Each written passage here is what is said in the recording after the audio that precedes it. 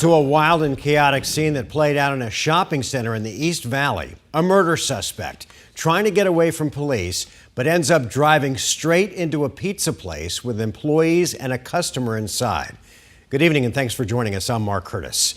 Police wound up shooting the man in what turned out to be the first of two shootings involving Mesa police over the last 24 hours. Team 12's Bianca Bono talked to one of the employees in the pizza shop who witnessed all of it. She has the story from Mesa.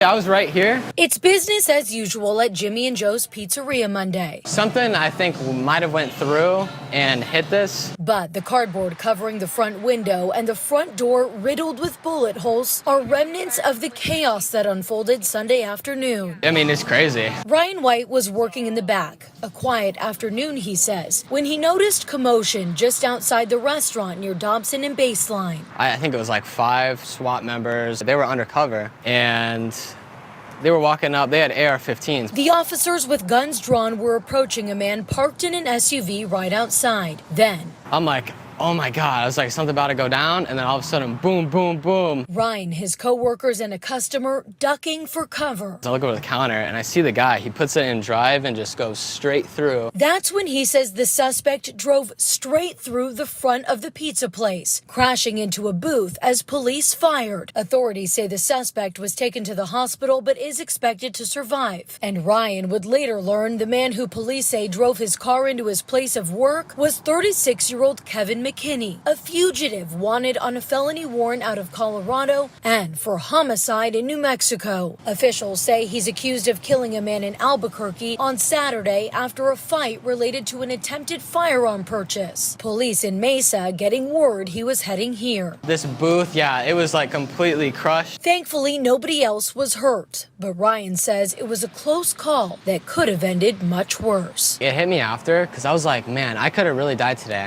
Mesa police say they had received information from officials in New Mexico saying the suspect would shoot it out with police if he was confronted. Again, no citizens or officers were injured, and the suspect is expected to survive. We're in Mesa. Bianca Bono, 12 News.